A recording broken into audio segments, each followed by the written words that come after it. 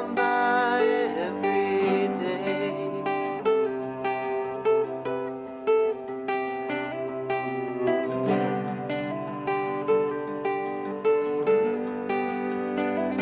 This old river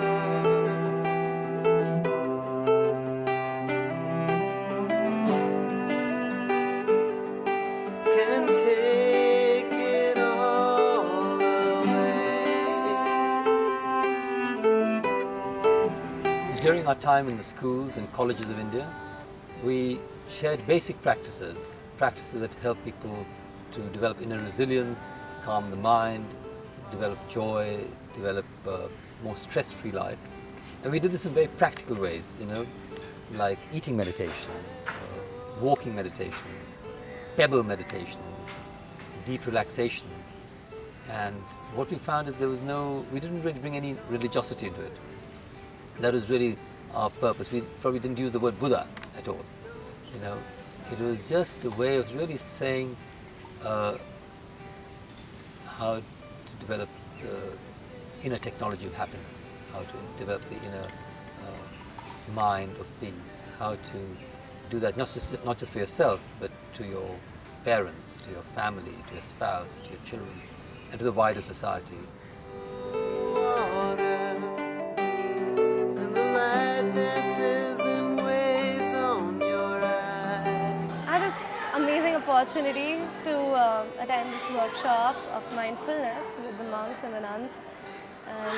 And we did a lot of meditation, a lot of talking about teaching about how we should deal with the kids and how we should deal with ourselves in our day-to-day lives.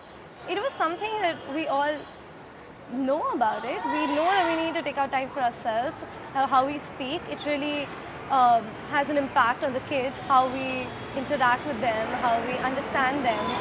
But we tend to forget it at times, and it was a great experience to listen to the monks and how this has changed their lives and how it can change our lives.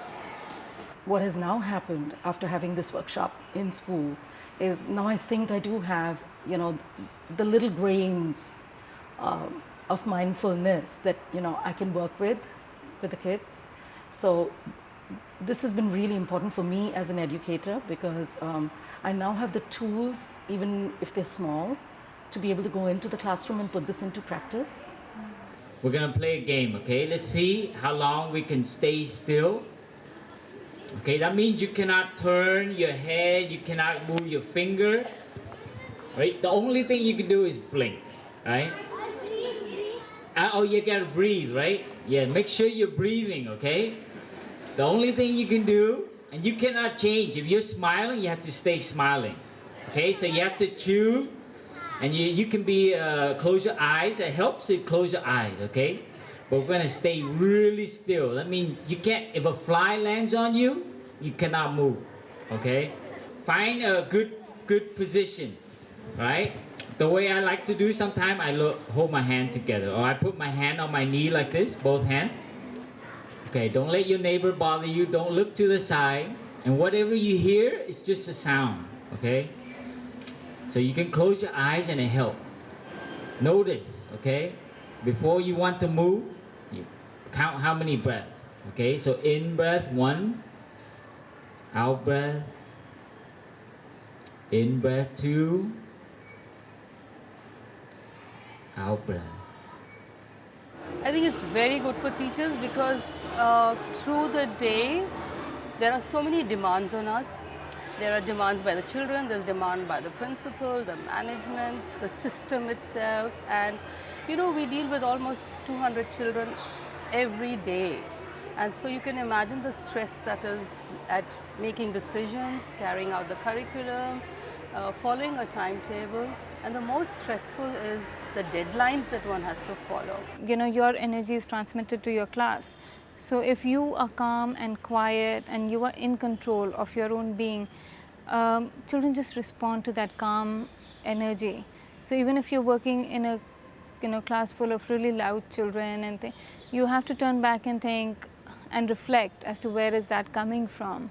So if you can calm yourself down, that energy can be transmitted to them. You know, there are times when we lose our temper, which is very natural with this kind of an age group, and that so I stop, I pause, and I grab my breath away, and I do breathe in, breathe out, and I come back to myself, and I'm calmer, I'm more receptive. When I sense a restlessness, I just do the silent bell, and it's amazing, like a wave. As they start focusing and centering themselves, they seem to echo the silent bell, and so it echoes around the classroom, and then there's a bunch that gets it a little later, and then we're all centered and focused. So we're beginning to get there. Yeah.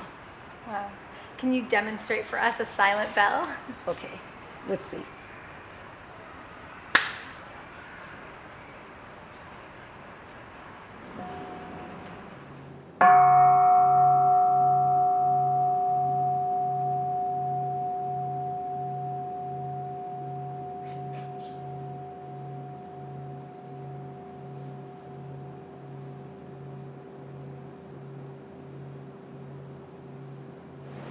How about the one in the middle? Can you stand up? Oh, you hit and punch your pillow. Wow, that's okay. That's better than punching your friend.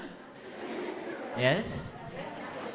When I ask you how to deal with your anger, it's very different from how to express your anger. So when I ask you, do you know how to play cricket? Everyone know how to play cricket, right? And there's a way to play, right? When you play basketball, there's a way to refine your shot. And if you keep practicing, it goes in the basket. And our anger is like that. If you don't know how to practice and to train your mind to deal with your anger, every time your anger goes up, it's like a bomb. And it hurt people, and you hurt yourself. So how we handle our anger? If we follow our breathing. Remember the mountain, the lake, and knowing our feeling, and being free from the anger. So the anger does not have a chance to get bigger. You see? What's going on right now? We just finished explaining and sharing about the two promises. So first we asked them what it means to understand and what it means to love our friends, our animals, our pets, our plants, our trees, our environment. And then we asked them about compassion, what it means to have compassion for something, or what it means to protect our friends, what it means to protect our animals. And so after we explained that to them, we taught them the song, the Two Promises song. And now they're completing a worksheet about, they're supposed to draw one person they love, like a friend of theirs, one animal, one flower or mineral, and then one place. But it's really cute because most of them are drawing their school. They're drawing step by step. It's really cute. Spoke to a few students about this, and I was just generally asking them, how was it? Did you guys enjoy it? Did you get bored? And some of my students who are, I don't know, they get a little distracted in class sometimes, and the naughty kinds, they really liked it. At least they told me that, Mom, it was something very new, and it was beautiful. There was one kid who just said, Mom, it was amazing. I said, what did you guys do? I don't know, it was just amazing. We enjoyed a lot. And she just kept saying that again and again. There was a smile on her face, and I was so happy that you could touch the kids inside. And some of them say, when we think we're getting tired and when we think we're getting very confused, we do 3 deep breaths and then we begin to feel calmer. The thing that they really enjoyed doing was breathing in, breathing out. The songs that they've learned, they have been just singing all those songs all through the day, and in fact I've got a CD, so I play around in the background and they sing along with it, with all the actions. If anything, it's an inner path, a path of really understanding your mind, your emotions, your heart, your feelings, how your mind works, what your perceptions are, and how it's influenced by your environment, how you can influence the environment, and how you can develop compassion for your teacher, and how the teacher can develop compassion for you. and how your parents can be part of that school structure in a way which is really like a sort of a family. What we're really trying to do is trying to create this school as a family, the classroom as a family, and all these different elements of it, the teacher, the child, the parent, make that into a whole.